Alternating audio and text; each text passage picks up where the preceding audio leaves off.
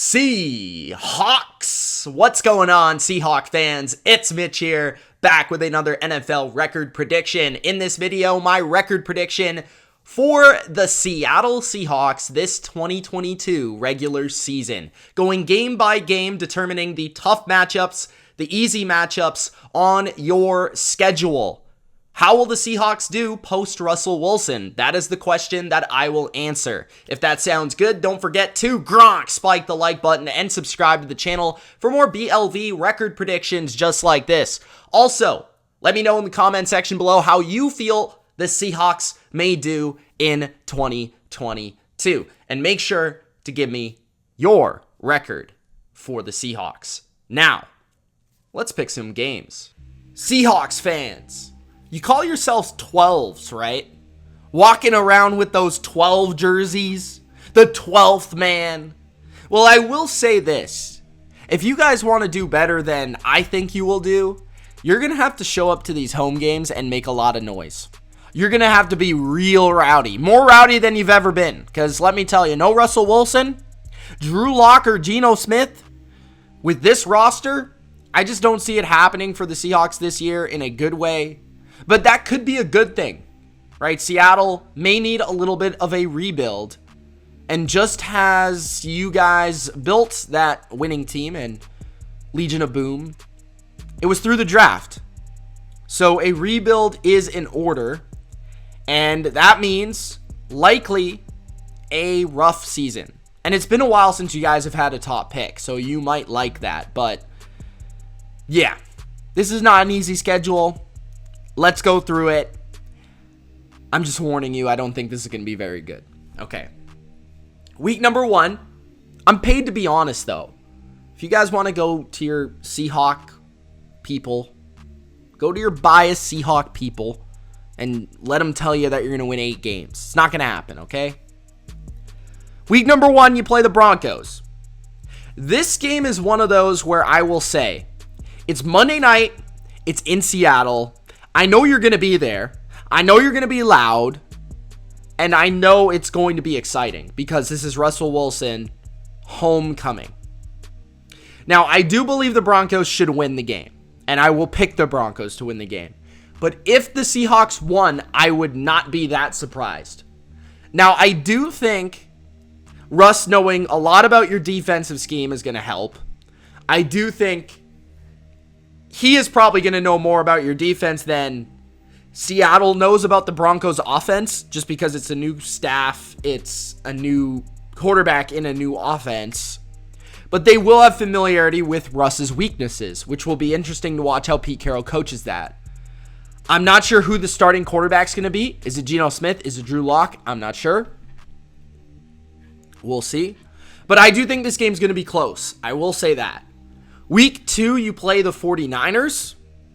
You guys have done fairly well against the Niners in recent history.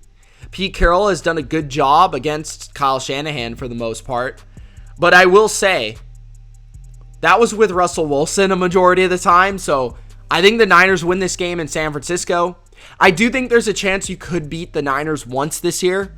I wouldn't be too surprised by that, given the familiarity, division rivalry. Week 3, you play the Atlanta Falcons.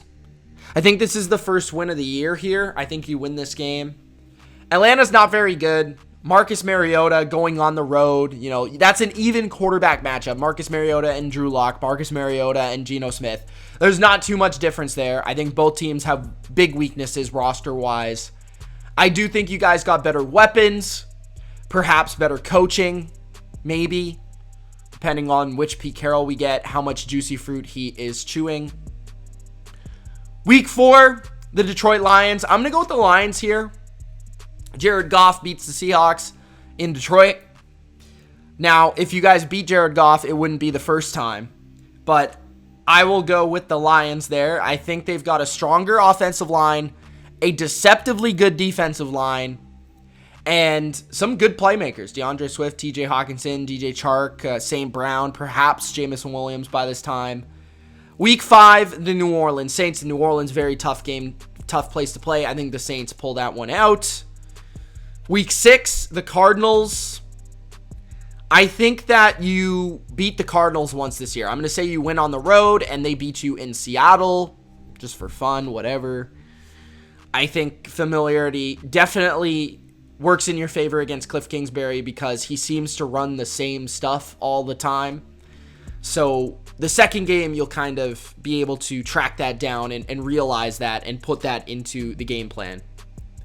Week 7, you play the Chargers. I think that's an easy win for the Chargers there. Week 8, you play the Giants. This one's interesting. I could see you beating the Giants.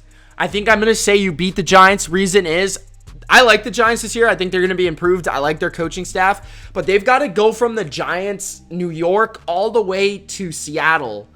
That's a lot of travel. On top of that, I don't think the Giants have a great pass rush. I don't think they have a sketchy quarterback. You know, Daniel Jones can play really well or really bad. And I do think this is a game where you guys as fans in Seattle can make the difference. Put some pressure on Daniel Jones. I'm going to say Seattle pulls that one out. Week 10, you play the Bucs in Tampa. Good luck with that. You're going to lose that game. Then you have a bye week. Then you play the Raiders. I think the Raiders win.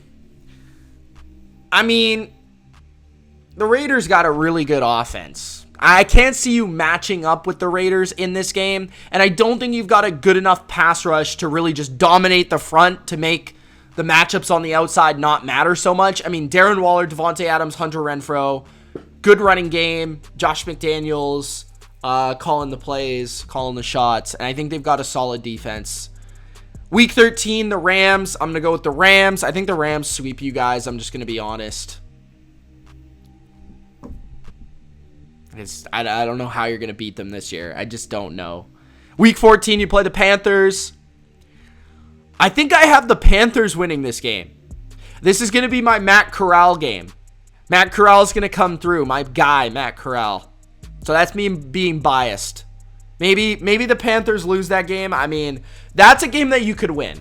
Obviously, if it's Sam Darnold or it's Matt Corral, you guys have a chance to win that game. I wouldn't be shocked by that, but I'm going to be biased and say Matt Corral, my boy, wins that game. Week 15, I got the Niners sweeping you guys, although I could see the Seahawks winning that game Thursday night at home. I just feel like Seattle's not going to be putting forth all that effort late in the season when they know they're not very good. They don't have a very good record. And I think the Niners will be pushing for the playoffs, so that's the difference for me. Week 16, I'm going with the Chiefs at Arrowhead. Self-explanatory. And then week 17, I think there's a chance you beat the Jets. And you win that game because the Jets, just like the Giants, have to travel across the country. That's a young team that might be inexperienced in that spot, so I think the Seahawks can win that game. But I also could see the Jets winning that game too. So I'm kind of between whether you win this game or not, or you beat the Panthers maybe. I think you're between 3 wins and 5 wins. That's where I see Seattle. 3-14 or 5-12. Somewhere in that range. So 3-13, 3-14, 4-13, or 5-12. That's the range I see the Seahawks in. 3-5 wins. Let me know what you guys think in the comment section below. It's Mitch, the Bottom Line View. Appreciate you joining me. And we will see you in the next record prediction video. I think the Seahawks need a year to rebuild. This is not a very good quarterback situation. Not a great offensive line. Not a great roster as a whole. I do have respect for their history, but I think it's time for them to take a step back post Russell Wilson. And then hopefully next year could be a lot better. Thanks for watching. It's Mitch. Peace.